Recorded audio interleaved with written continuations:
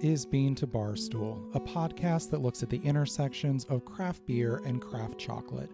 My name is David Nilsson. I'm a professional beer writer and an advanced cicerone, and the creator and host of this show.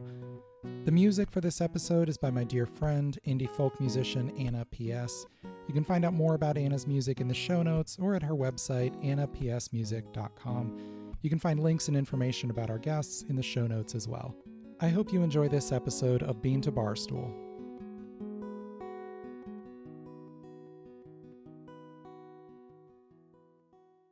In an article titled Wine's Diversity Issues Start with the Way We Talk About the Taste of Wine, published in September 2020 in the San Francisco Chronicle, wine critic Esther Mobley explained how descriptive sensory language has been used to exclude people of non-European descent from the ranks of wine professionals and enthusiasts.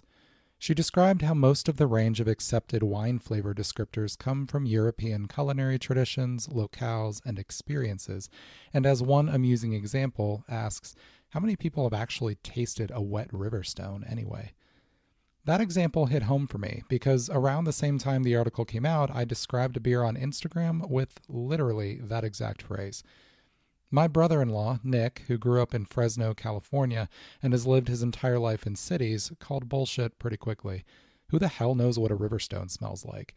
My sister, Shan, his wife, who shared my same rural Midwestern childhood, said, well, I do. Neither Shan nor I had ever thought about this as a culturally or geographically informed sensory memory. It was something we'd picked up from splashing around in Michigan's Hurricane River and a dozen other backcountry waterways across the eastern United States as kids. But, and this probably should have been obvious, not everyone did that in their formative years, it turns out. Way back in the very first episode of Bean to Barstool, we explored the idea of personal sensory vocabularies and talked about how our cultural, geographical, ethnic, racial, religious, and socioeconomic backgrounds, as well as just the unique situations each person has found themselves in by choice or happenstance, heavily influence our sensory vocabularies, the smells and flavors we are able to identify and not able to identify, and how we describe them. My wife, Melinda, grew up in the south suburbs of Chicago.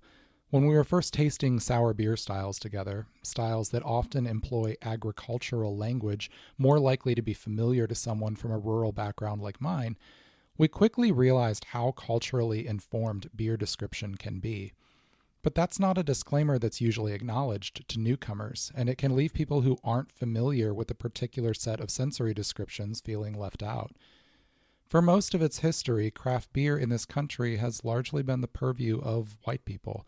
And because of that, Eurocentric language has come to dominate how we talk about beer flavor.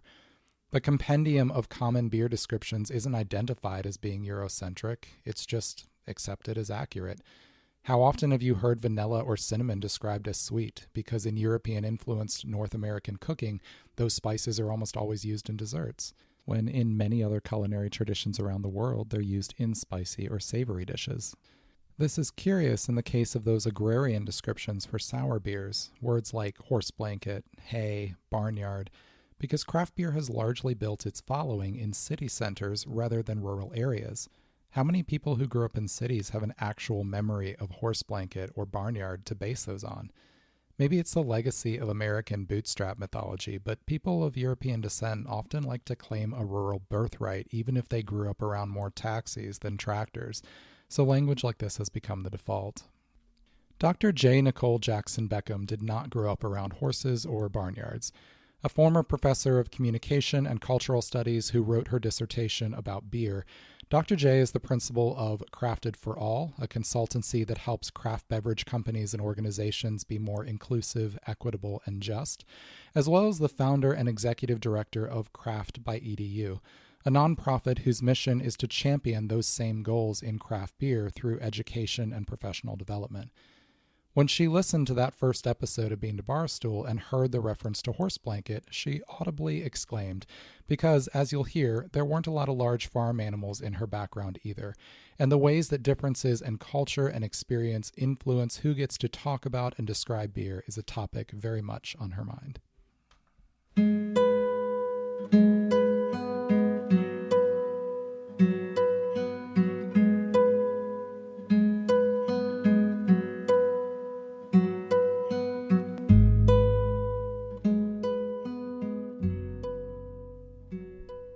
So we first connected after you had listened to an early episode of Bean to Barstool where I was talking about culturally informed flavor vocabulary specific to sour beer, things like horse blanket and barnyard and things like that. Can you tell me a little bit about your response to having heard that and to your first interaction with those terms? Yeah, so it just had this moment of clarity, right? Or perhaps a moment of just kind of perfect empathy when you are talking about someone who, your own familiarity with those types of environments, whether they're rural or just kind of pastoral, right, filled with animals, that was a kind of easy connection for you. And that, I was on the other end of the spectrum where I have had very few opportunities in my life to be close to a horse. And in those opportunities, I've made as much distance between myself and the horse as possible. They're very large animals, and that terrifies me. So things like barnyard and horse blanket, just there isn't a very fast, visceral connection for me. So, I love wild beers. I like sours. I hate the question, what's your favorite style? But I think I will get into a Saison as easily as anything else. But I think some of the things that are associated with those types of flavor profiles, I've really had to like train myself on almost a blind association. So it's almost like I learned the flavor association by drinking those beers. And now I know to call that horse blanket, but not the other direction. When you were first enjoying those beers, did you have a different set of descriptions that you gave to those flavors, or did you just know it was something you didn't recognize? Yeah, so there was. So I think, and this sounds really ridiculous, but basement was one that I went to a lot, but I really kind of meant that like mustiness that you Mm-hmm. kind of get out of basement. So I think basementy was one that I kind of had in the back of my head quite a lot. And then like textiles often work for me. So I think like things like leather or wool, like were part like, and wet dog was something that would come to mind every once in a while. So I kind of, it wasn't super far off, but I think my associations were not, just never went to that kind of geography or that kind of place. When you were tasting those beers and hearing other people use terms like horse blanket or barnyard or hay or things like that, did you assume that everybody else knew what those were and you were the only one, or did you recognize right away that that was a cultural difference? Maybe somewhere in the middle. Maybe somewhere in the middle.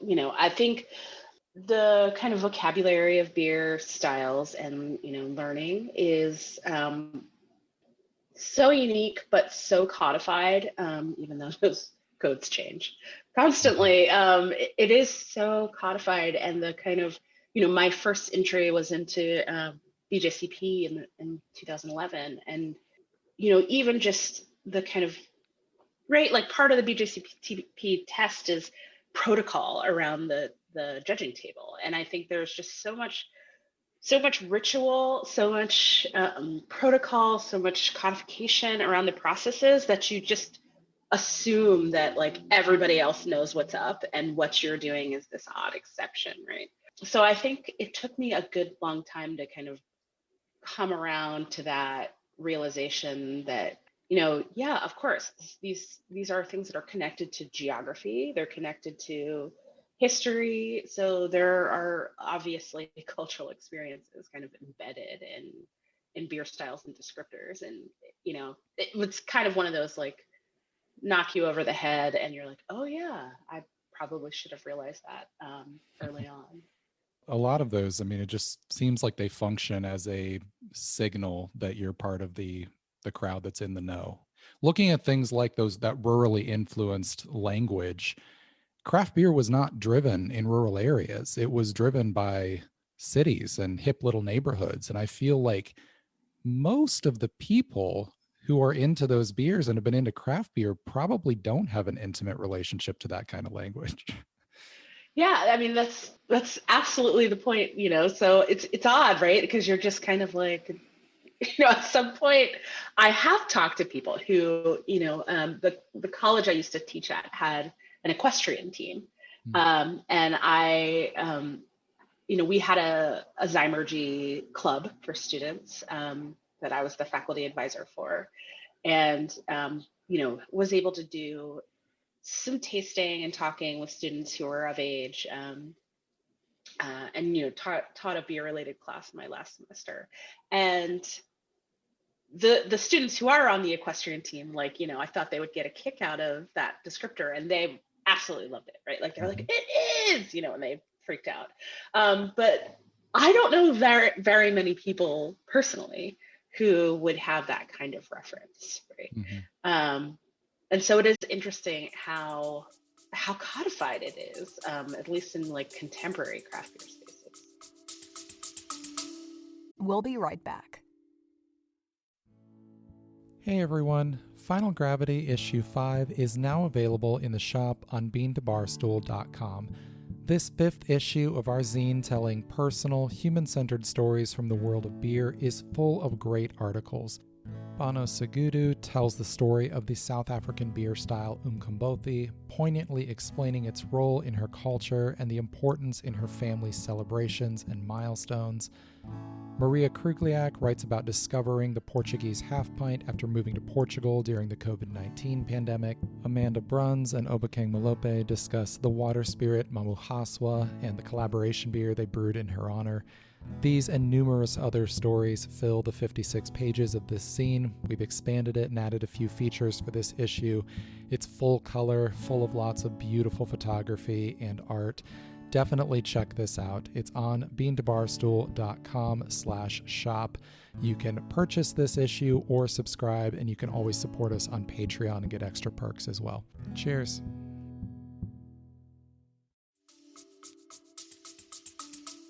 Yeah. And that even extends out to things that aren't as geographical or cultural like that. I mean, things like juicy. Anything can be juicy. A steak can be juicy, but everybody has this very specific idea of what they mean when they say that about a beer. It's been interesting around here. I'm in a small town in an agricultural county. It's been great for doing beer education because people for whom beer is not marketed now have a reference point and language they can understand. But if I were in an urban center, I feel like that would be very, very difficult to explain without bringing examples or putting people in front of something like that. Yeah, I feel similarly about what's happened specifically in descriptions about hop qualities. I don't know that I have ever consumed fresh passion fruit or lychee, or there are a number of fruits that maybe I've had in a kind of iteration through some big company's R&D department, and then it got attached to some candy or bath salts or something along those lines. But do I know much about passion fruit? No. Do I know much about lychee? No. And so I keep seeing all these kind of exotic tropical fruit descriptors, which I'm like, okay, cool. If it actually tastes and smells like that, I'm on board, and I will go find some so I can have a reference. But again, it's a backward association for me. Maybe now I know more about passion fruit and the sensory experience of passion fruit because of hops, but not the other way around. That experience of learning flavor references because of beer resonates with me as someone who is constantly looking to expand my sensory vocabulary. There are so many fruits and spices I have sought out to smell, taste, and try to store away in my sensory brain just so I could identify them in beer or bean-to-bar chocolate. Passion fruit, lychee, cloudberry, lingonberry, tonka beans. The list is extensive and ultimately unavoidably esoteric. With descriptions like this, though, even if there are many people who don't know what lychee tastes like, there are at least concrete references and the opportunity to seek out those flavors. What about examples, though, where language is more opaque and euphemistic? We mentioned juicy earlier. I asked Dr. J, are there other examples of beer language operating in this way? Yeah, but I think it comes all over the place, right? I think, for example, recognition of spicy in different contexts is really interesting to me. So I mean, like spicy in the ways we talk about noble hops, right? Mm-hmm. Spicy is also one of those reference that's all over the place, right? Herbal, right? That's a reference that's all over the place. And for different people, that's going to mean much different things. It's kind of like cinnamon, right? Like in the West, we always want to make cinnamon sweet, but Mm-hmm. like cinnamon is savory in many other parts of the world. And so I think when we say spicy, I think we go to a kind of set of flavor experiences that are some of them are probably more sensation based, and some of them are like associated with what we do with spicy. And I think we do spicy two ways. We do it hot, and then sometimes we do it with this like kind of sweet spicy Mm-hmm. combination. And I think for a lot of people, spicy in reference to a noble hop characteristic is a hard one to nail down. Same thing with herbal, right? Like what do we mean when we're saying herbal? Especially because in my experience, I think Americans, like, we eat a lot of processed food. I think a lot of us don't have a lot of daily kind of interaction with like herbaceous, like vegetables or spices. Like when you crack open that lean cuisine, you're not going to get a whole lot of like fresh herbal qualities. So I think we have some shortcomings into that one. All conversations about mouthfeel are like always a little bit interesting and opaque to me. But I mean, this is for me actually one of the more interesting experiences of beer, right? Like on one hand, you have this way that the language can be deployed so that it's very gatekeeping, right? Like it can shut folks out. And on the other hand, it can be this really interesting, special way to reach people. Last fall, a year and a half ago at this point, I did a kind of fundraising event for a very close friend, lupus. And most years we do the walk for lupus. It's a fundraiser, and I was unable to walk on the day that it was happening. Had something else scheduled, so I asked her if I could do kind of a little side event to kind of raise some money. So we did basically like a beer crawl for lupus, and it was kind of like a hosted beer crawl, small group of people, and the idea was like we'd check out a couple of local breweries here in Richmond, Virginia, and I would kind of host and do some sensory stuff with folks. And the group of folks who joined me, none of them really had they were beer drinkers, but very casual, no experience with any kind of, serious inquiries into, sensory or tasting. And, so we just did some really basic stuff. Like I was like, okay, well, let me just tell you how I taste a beer. If I'm doing a review or I'm judging, let me just show you my process, right?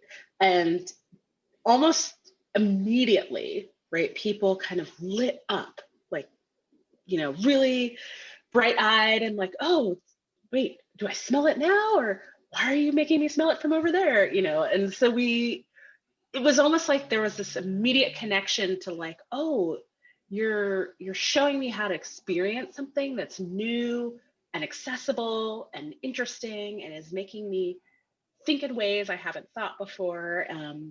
And there is kind of the very, the subjectivity of taste, how personal those sensory experiences are, I think allow people to hold on to them and be like, no, my taste perceptions are mine, right? Mm-hmm. You've given me a kind of architecture for accessing them in ways that I haven't tried before, but they're still mine, and you're not just telling me what to do. And so I'm as much as there is a kind of exclusivity to that language and some of the things that are happening, it can just as easily be kind of flipped on its side and made into a really engaging invitation. And that's super interesting to me. Esther Mobley, the wine writer for the San Francisco Chronicle, had done an article that made the rounds a couple months ago about exclusionary language within wine, and gave some very specific examples and walked through ways that gets used to limit inclusion within the wine world, because there is this gatekeeping quality to learning that vocabulary. Do you see that happening directly in beer? I mean, is that a direct analogy over where you see people being excluded because they don't have that vocabulary? Interestingly, I think not as much now as perhaps previously. I will say that I probably would attribute a lot of the more accessible use of language to the hazy IPA, right? Like I actually think the hazy IPA has kind of opened things up and maybe like broken things in ways that have really just like blew the doors off a little bit. I mean, a good example is, I have two older brothers, and one is a really kind of invested craft beer drinker. The other is kind of more marginal, but we get on the sibling chat every once in a while. Every time they have a beer, they send a picture to me.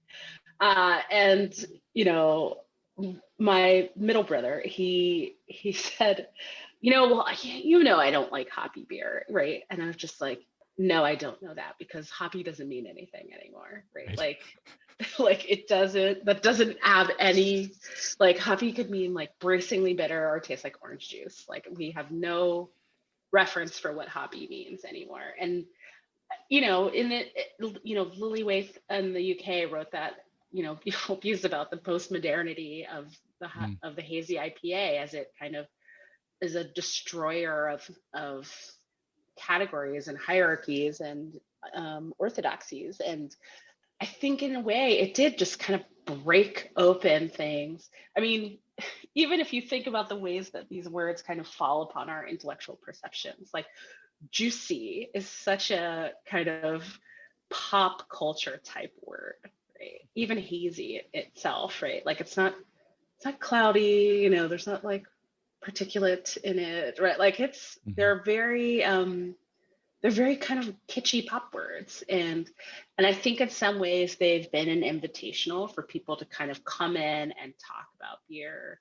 Like, yeah, juicy, you're allowed to use words like juicy, like come into the table and talk about, this fluffy lactose IPA or whatever you have in front of you. And I am on record as being a giant fan of the style. But I think in that regard, it's done some interesting things in the way that we think about style and language. And the first year it's introduced to the Brewers Association as a category for GABF, right? It's got the most entries in its first year in the competition. And I just imagine, like, what is it like to sit at the judging table for hazy juicy IPA, right? Mhm. Like what's happening on those judging sheets? What are people talking about? That's an interesting question. It's interesting with that style. That's an incredibly agricultural style. I mean, this is driven entirely by hops that are grown on farms, and yet it has that perception as being a pop culture, like very polished, very of the moment beer style. And I wonder if it can be used, in a conscious way to bridge those worlds of the agricultural roots of beer and its modern cultural reality. So, with the fact that so much beer language does exclude somebody if they don't recognize those descriptions, how do we balance the fact that we want to have accurate description, we want to have specific description, we want people to be able to give exact terminology to what they're smelling and tasting, and not have that be exclusionary and keeping people out? How do you maintain the specificity while inviting people into that conversation? Yeah, this is such an interesting question. It makes me, there are kind of two things that come to mind. One is when I was in higher education, I talked to a lot of people who wrote textbooks.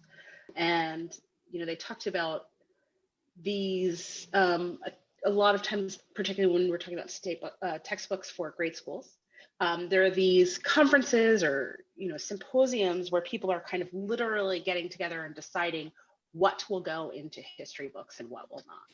Right?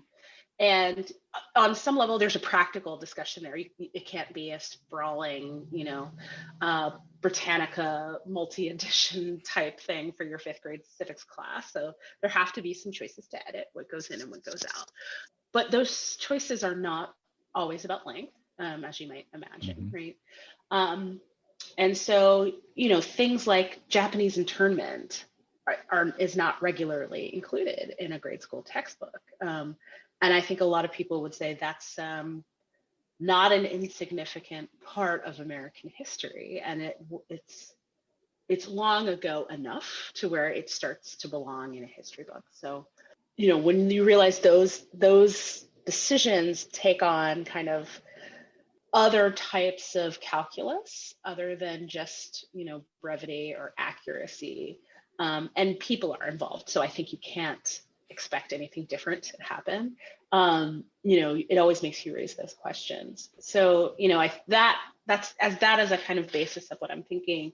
I'm also going to kind of some of the new technologies that are out with, people developing apps around sensory work, and, ways to kind of assess and train your own sensory palette and things along those lines. And it seems to me in the kind of technology that we have available to us today that there could be a way to kind of open up and almost like crowdsource some of these descriptions within the community of people who are drinking beer, even if it's just for research purposes, right? Like it might become the craziest thing in the world if we say, like, the style guidelines are now entirely crowdsourced. But I think it would be really interesting to inform style guideline updates, right, with some sort of the broader crowdsourced sensory information, even if it's just kind of like within a bound set of descriptors, like what descriptors do people continuously go to?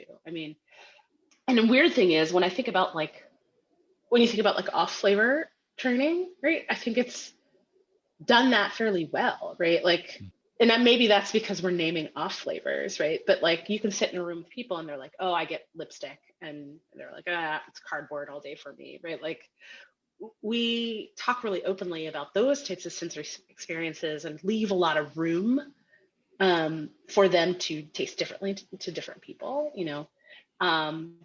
like do you have paint in your paint thinner in your acetaldehyde or not, or is it just all green apples for you, or right, like there's a kind of really interesting exchange that happens there that doesn't really happen in the styles. Because we know we're talking about something bad, we feel freedom to say whatever, but when we're describing something positively, we're self-conscious about certain things because they seem like they would be bad. Yeah, absolutely, which is understandable. But what would happen if we kind of open the door for a little bit more, I guess, like empirical, right, data to come into the style descriptors? I think that would be interesting. We'll be right back. Hey everyone, my book on pairing craft beer and craft chocolate is available now on Amazon and on the Bean to Barstool shop. Pairing Beer and Chocolate, a guide to bringing the flavors of craft beer and craft chocolate together, is out now. This paperback book explains the process of pairing beer and chocolate, includes a guide to hosting a pairing at home, walks through dozens of beer styles to provide style-by-style pairing guidance, and gives room for taking your own pairing notes along the way. This is the only book on pairing beer and chocolate available. Grab your copy now at the link in the show notes or on Amazon. If you manage a tap room, bookstore, chocolate shop, or cafe and want to stock the book, get in touch about our easy wholesale process. Beer and chocolate belong together, and this book is your guide to getting the most out of every pairing.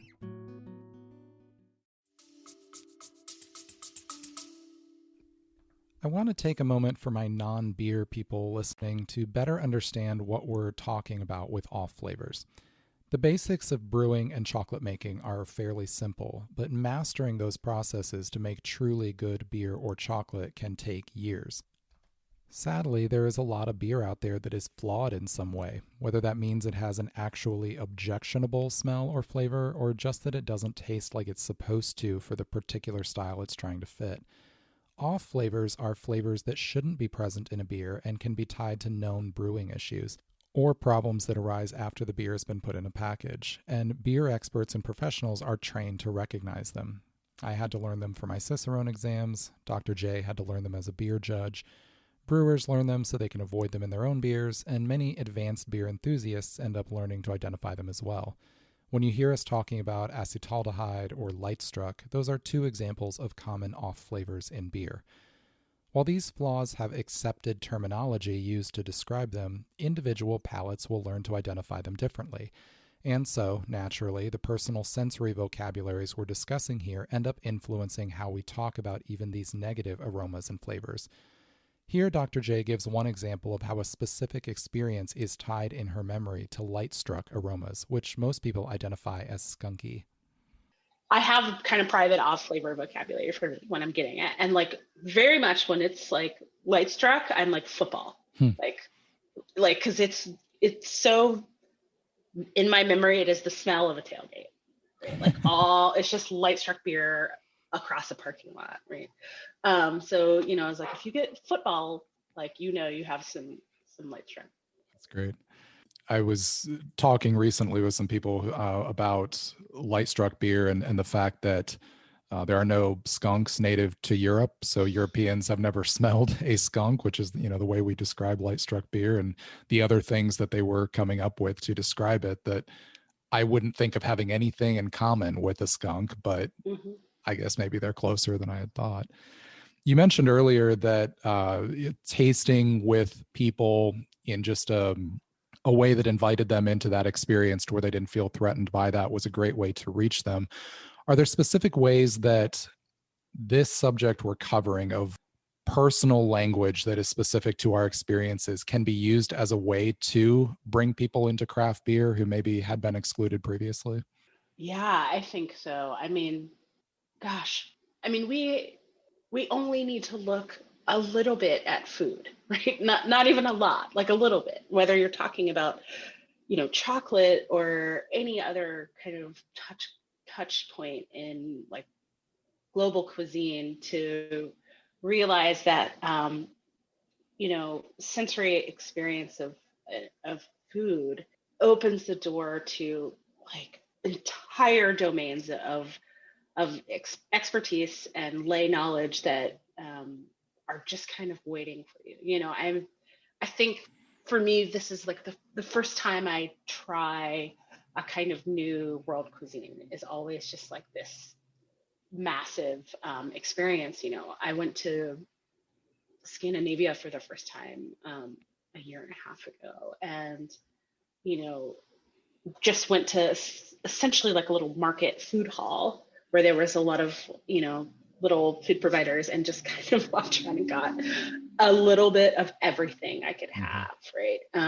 And was just kind of like, all right, there's going to be like new things, right, that I just am not familiar with, whether it's like approaches to pickling or certain spice usage that it's just entirely outside of what I do, right?